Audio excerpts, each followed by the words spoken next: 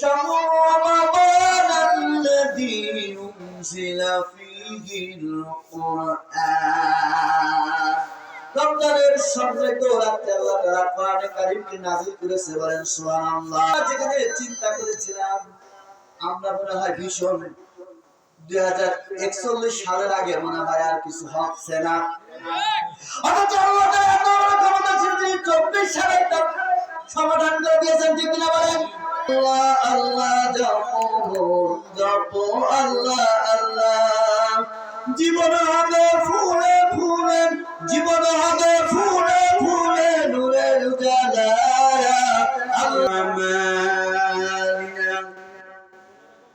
من يهده الله فلا مضل له ومن يضلله فلا هادي له،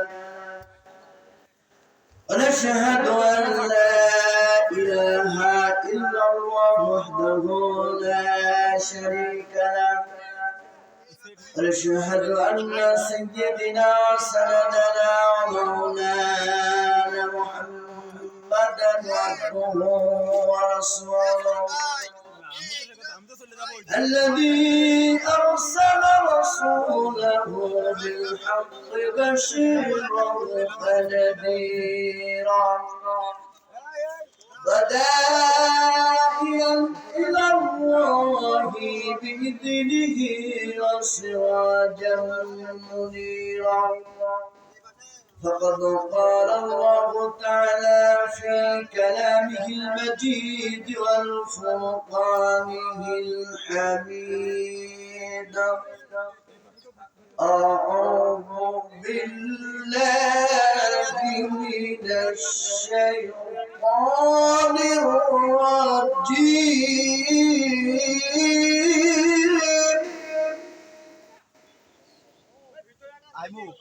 بسم الله الرحمن الرحيم.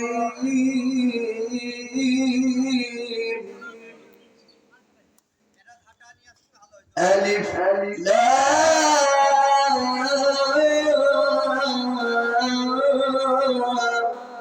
ميم.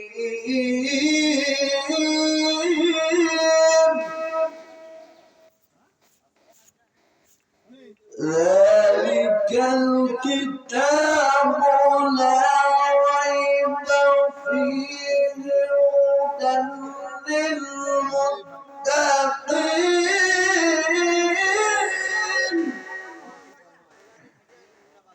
صدق الله العظيم. إن الله وملائكته يصلون على النبي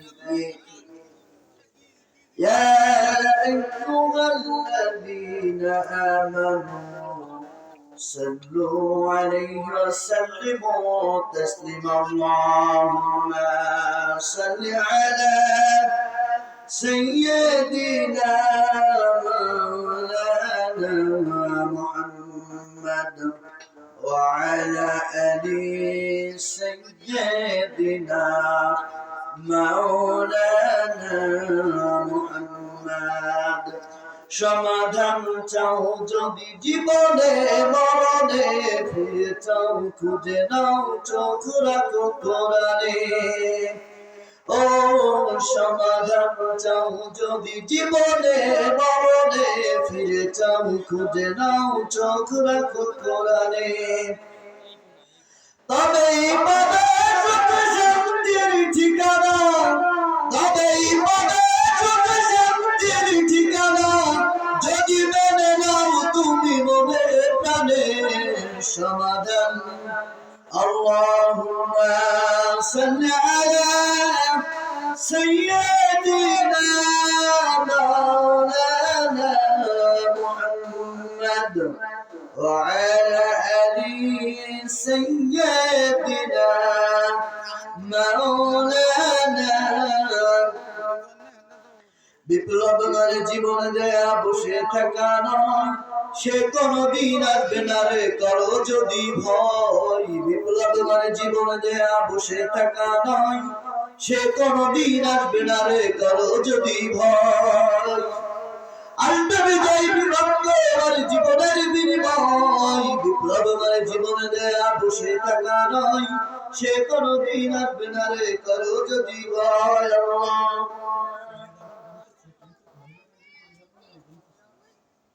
সাল্লি আলা সাইয়্যিদিনা مولانا محمد وعلى آل سيدنا مولانا محمد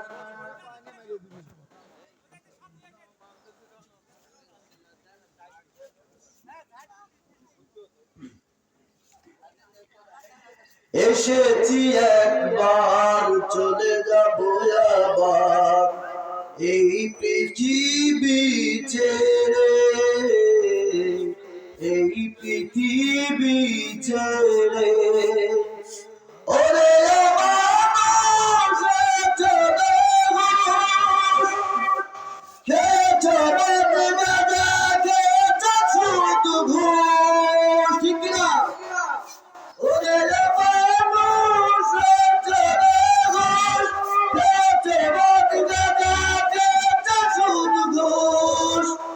এসেছি একবার চলে যাব আবার এই পৃথিবী ছেড়ে, এই পৃথিবী ছেড়ে।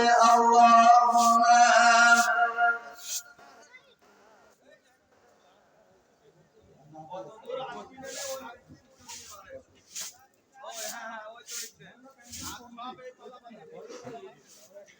আল্লাহ আল্লাহ জপো মন জপো আল্লাহ আল্লাহ, সবাই আল্লাহ আল্লাহ জপো মন জপো আল্লাহ আল্লাহ। জীবন হবে ফুলে ফুলে, জীবন হবে ফুলে ফুলে নূরের উজালা। আল্লাহ আল্লাহ জপো মন জপো আল্লাহ আল্লাহ। যে নাম জপে প্রেমের ভুলের মাপে, অগ্নিকুণ্ডে ইব্রাহিমের যে নাম ছিল সাথী। যে নাম জপে নূহের তরি, যে নাম জপে নূহের তরি পারাই হলে মালা। আল্লাহ আল্লাহ জপো মন জপো আল্লাহ আল্লাহ। আলহামদুলিল্লাহ আলহামদুলিল্লাহ রাব্বিল আলামিন, আসসালাতু ওয়াসসালামু আলা আশরাফিল আমবিয়া ওয়াল মুরসালিন ওয়া আলা আলিহি ওয়া সাহবিহি আজমাইন। শান্ত উপস্থিতি, ইব্রাহিম জুলকার মাদ্রাসা কর্তৃক আয়োজিত তৃতীয় বার্ষিকী বিরাট তাফসীরুল কুরআন মাহফিলের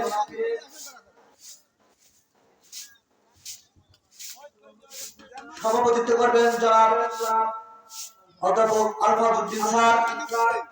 প্রধান অতিথি হিসেবে উপস্থিত থাকবেন আন্তর্জাতিক খ্যাতি সম্পন্ন মাওলানা মোহাম্মদ হাফেজ আমির হামজা। দ্বিতীয় বক্তা হিসেবে থাকবেন জনাব মাওলানা হাবিবুর রহমান ঢাকা, জনাব হুসাইন মোহাম্মদ মাহফুজ, শামসুল ইসলাম বকুল। মঞ্চ উপবিষ্ট আছেন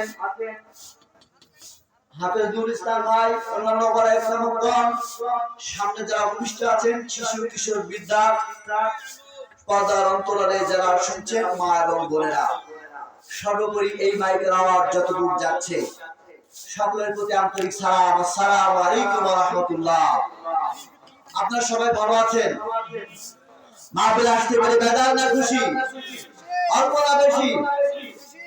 যদি মাহফিলে আসতে পারে খুশি আপনাদের, তাহলে শরীরের সমস্ত শক্তিকে উজাড় করে দিয়ে ও আল্লাহর জন্য একবার তাকবীরের সালাত দিতে হবে। যেই তাকবীরের সালাত ছুড়ে খানদারি সালাত ছুড়ে বানিয়ে গিয়ে সালাত করছেন, শরীরের সমস্ত শক্তি উজাড় করে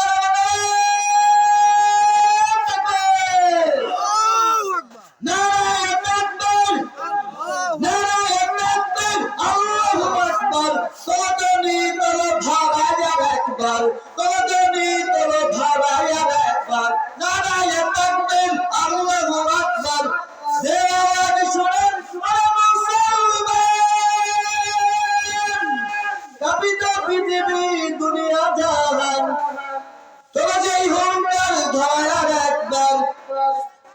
শান্ত উপস্থিতি, সর্বপ্রথম সে আল্লাহ রাব্বুল আলামিনের দরবারে শুকরিয়া আদায় করছি যে মহান আল্লাহ রাব্বুল আলামিন আমাদেরকে এরকম একটি দ্বীনি মাজলিসে উপস্থিত হওয়ার তৌফিক দান করেছেন। যেই পরিবেশ, এত সুন্দর পরিবেশ আমাদের জন্য কয়েক মাস আগেও ছিল না, সেই পরিবেশকে আমাদের জন্য করে দিয়েছেন। বলেন সমস্ত প্রশংসা সেই আল্লাহর জন্য, সকলে বলি আলহামদুলিল্লাহ।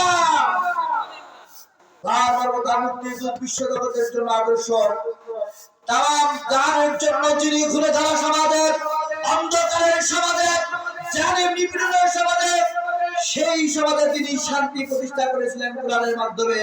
সকলে বলি সাল্লাল্লাহু আলাইহি সাল্লাম। আমরা এখানে এসেছি, এইটাকে বলা হয় দুনিয়ার বুকে জান্নাতের বাগান। কি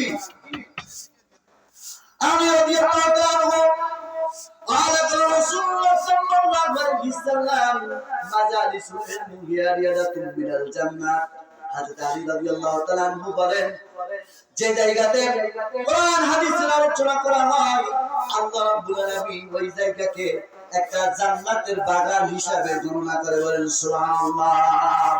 এই মাহফিল আসার পরে আমরা যখন এখানে আলহামদুলিল্লাহ বললাম, হাদিস শরীফের মধ্যে এসেছে তামলাউল মিজান, মিজানকে পূর্ণ করে সওয়াব দেয়। বলেন সুবহানাল্লাহ। তাহলে আমরা কি শুনতে এসেছি? কোরআন থেকে কথা শুনতে এসেছি। আমি সূরা বাকারা থেকে প্রথম দুইটা আয়াত তেলাওয়াত করেছি। কয়টা আয়াত? আলিফ লাম মিম, যেগুলোকে হরফে মুকাত্তার বলা হয়। তারপর আল্লাহ তাআলা বলছেন যালিকাল কিতাবু লা রাইবা ফীহ।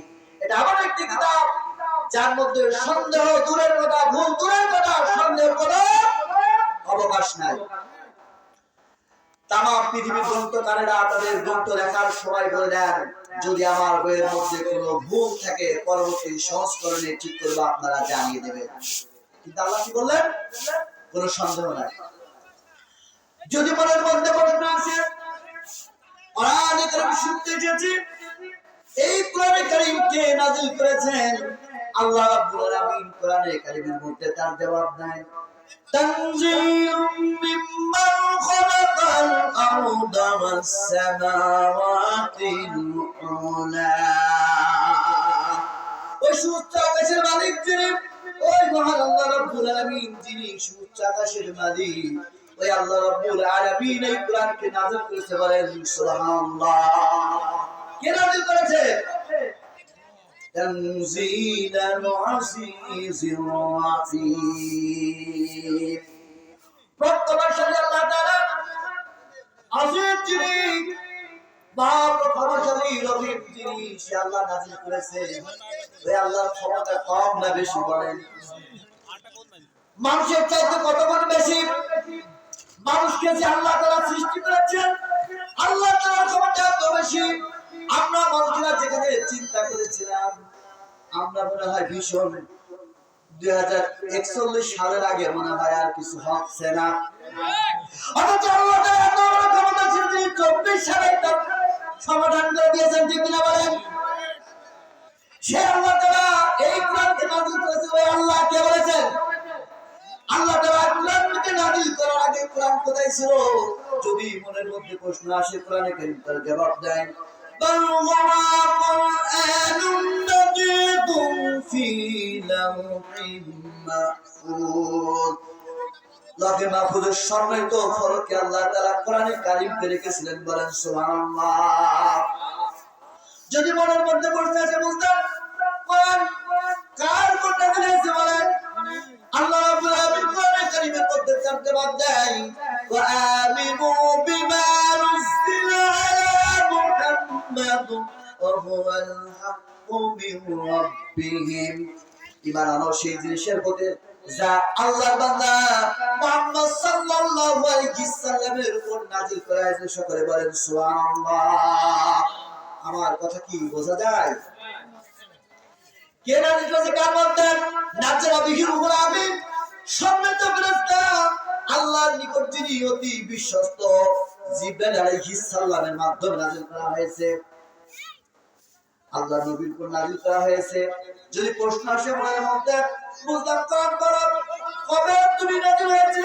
কোরআনে কারীমে লিখেছে যদি এরকম প্রশ্ন মনের মধ্যে আসে, কোরআনে কারীম বলে শামুরামানাল্লাযী উনজিলা ফীহিল কুরআন, রমজানের সম্মানিত রাতে আল্লাহ তাআলা কোরআনে কারীমকে নাযিল করেছে, বলেন সুবহানাল্লাহ। যদি প্রশ্ন আছে বলতাম কোন দিন প্রথম এসেছিল, আল্লাহ তাআলা বলেন ইন্না আনজালনাহু ফি লাইলাতিল কদর, কদরের সম্মানিত রাতে আল্লাহ তাআলা এই কোরআনকে নাযিল করেছে, বলেন সুবহানাল্লাহ।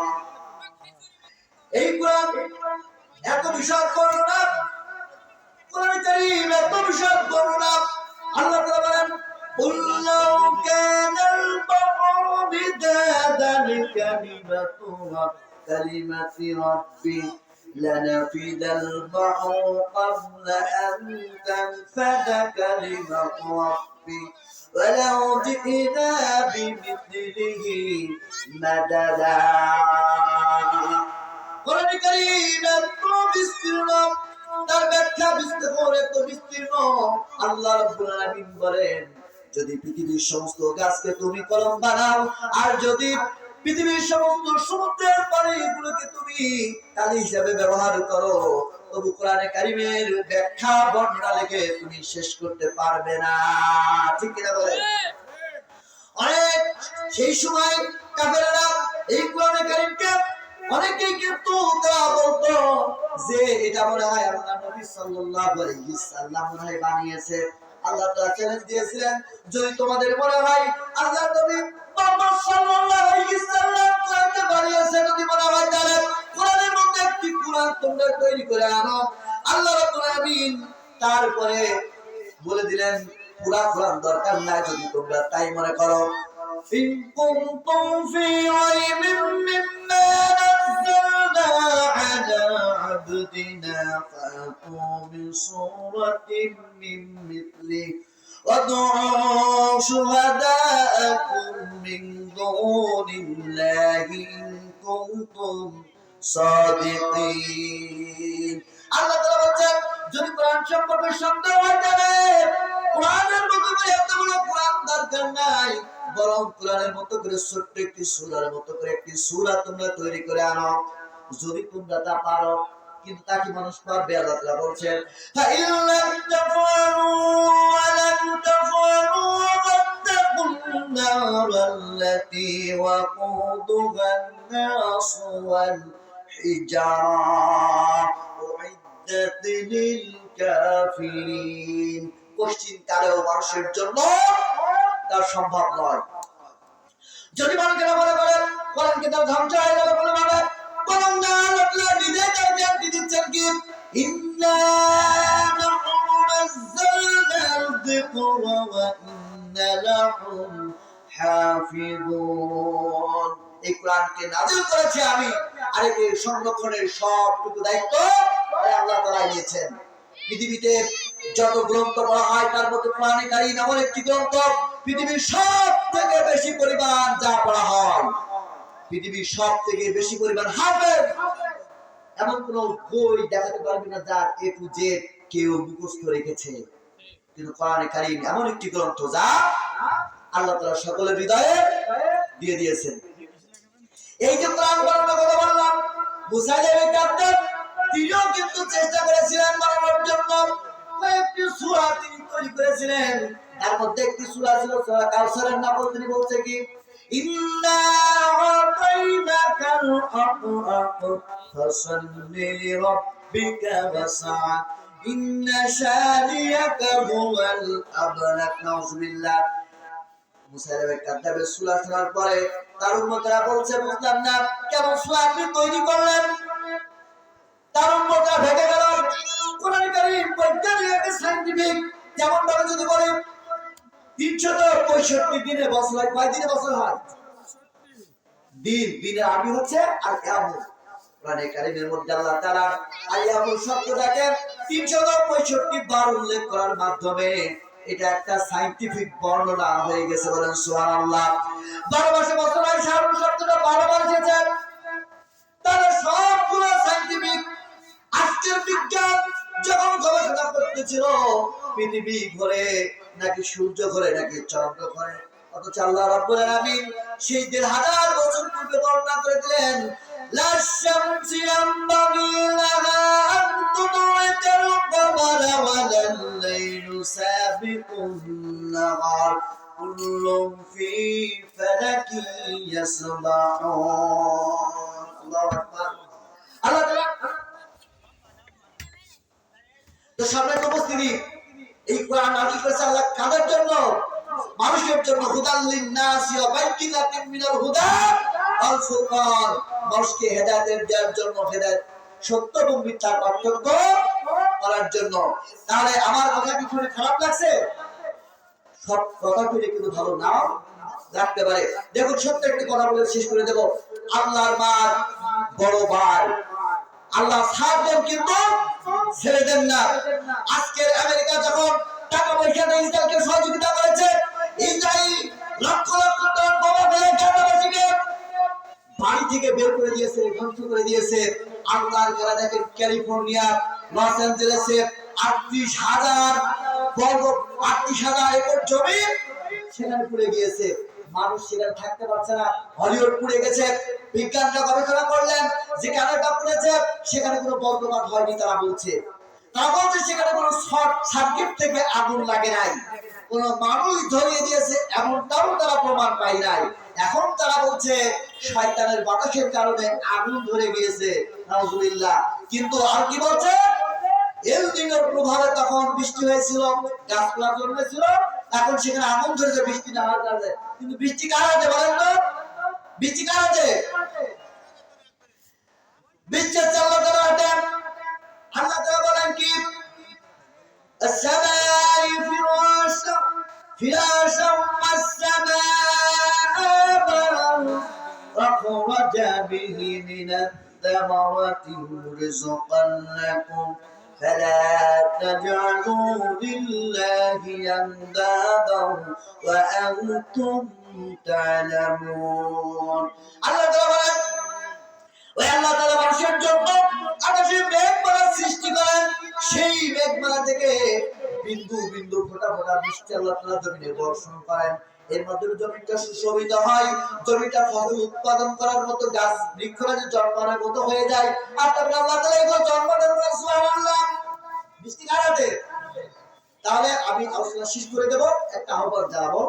আমরা কোরআন শুনতে এসেছি, আর কোরআন নাযিল করেছে আল্লাহ মানুষের জন্য। যেই কোরআনে কারিমকে প্রতিষ্ঠা করার জন্য আল্লাহ নবী সাল্লাল্লাহু আলাইহি ওয়াসাল্লাম গোটা জিন্দেগি 23টা বছর অসংখ্য নির্যাতন নিপীড়নের মাধ্যম দিয়েও সহ্য করার পরেও মানব জাতির জন্য একটি শান্তিময় সুখের সমাজ প্রতিষ্ঠা করেছিলেন এই কোরআনে কারিমের মাধ্যমে। যে মাধ্যমে সেই কোরআন এসেছে আমাদের হেদায়েত দেওয়ার জন্য। আমরা কি কোরআনকে মানবো না বাদ দেবো? কেমনটা মানবো? ঘরে তুলে দেবো, আমরা পড়বো। কোরআনকে আমরা কেমন মানে যদি প্রশ্ন করি, দেখেন আমরা ঠিকমতো নামাজ পড়ি না, আমরা ঠিকমতো নামাজ পড়ি না। ইসলাম প্রতিষ্ঠার কাজ তো দূরের কথা, নামাজই ঠিকমতো প্রতিষ্ঠা আমরা করতে পারি না, নিজের জীবনের মধ্যে নামাজ প্রতিষ্ঠা করতে পারি না, রাষ্ট্র তো দূরের কথা। অথচ আল্লাহ তাআলা কি বলছেন, আল্লাযীনা ইউমাক্কিনুহুম ফিল আরদি ওয়াকামাস সালাতা ওয়াতাজ যাকাতা আমারু বিল মা'রুফি ওয়াল নাহাউনা আনিল মুনকার। যখন মুমিনেরা ক্ষমতায় যাবে, ক্ষমতায় যে তারা 4টা কাজ করবে। প্রধানত তারা নামাজকে কায়েম করবে, যাকাত ভিত্তিক অর্থনৈতিক ব্যবস্থা তারা চালু করবে, সৎ কাজের আদেশ দেবে, আর সৎ কাজ থেকে মানুষকে তারা বাধা দিবে। তাহলে আমাদের নামাজ পড়তে হবে, আমাদের ইসলামী মূল্যবোধের ভিত্তিতে সমাজকে পরিচালনা করতে হবে, আর রাষ্ট্রকে সে অনুযায়ী করতে হবে। সুদ ভিত্তিক অর্থ ব্যবস্থাকে বাদ দিয়ে যাকাত ভিত্তিক অর্থ ব্যবস্থা প্রতিষ্ঠার আন্দোলন সংগ্রাম আমাদের চালাতে হবে। সর্বোপরি রাষ্ট্র থেকে সৎ কাজের জন্য আদেশ, আর অসৎ কাজ থেকে বাধা দেবে, এটাই হচ্ছে মুমিনের একটা কর্মসূচি। শর্ত উপস্থিতি, আমি আমার জন্য দোয়া করছি, আপনাদের জন্য দোয়া করছি। আমার নাম হচ্ছে ওয়ালিউল্লাহ, আমি গণমাধ্যমে কাজ করি, পাশাপাশি মাদ্রাসায় লেখাপড়া করছি, দাওয়াতের কাজ করি। আমার জন্য দোয়া করবেন, আপনাদের জন্য দোয়া রইল। আসসালামু আলাইকুম ওয়া রাহমাতুল্লাহ।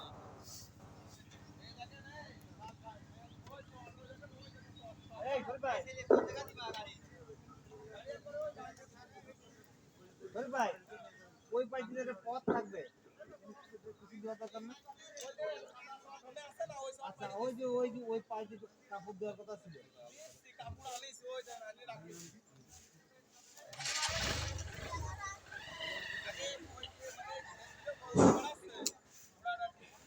সম্মানিত উপস্থিতি, সম্মানিত মুসল্লিনে কেরাম, সম্মানিত মুসলমান ভাই এবং বন্ধুরা, আমাদের